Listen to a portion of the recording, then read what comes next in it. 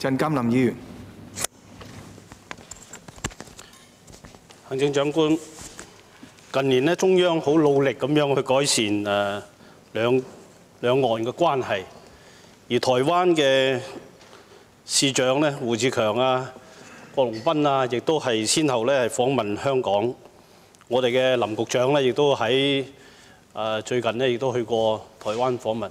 兩地嗰個互動關係咧，可以講係俾我哋見到嗰個經濟啊、民生啊全面嘅發展，一個好可喜嘅一個前景。我哋最近亦都經常講咧，香港要揾新嘅所謂經濟嘅出路或者係增長點。我哋都希望可以將香港嘅經濟做大個餅，或者係做多個蛋糕出嚟。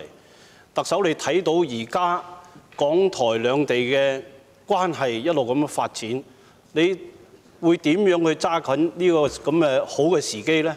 為香港同埋台灣嘅經濟發展呢，係做多啲嘅嗰個合作嘅機遇呢？咁樣啊，多謝主席。行政長官。的確咧，就係兩岸關係改善嘅時候，俾香港帶嚟一個好嘅契機。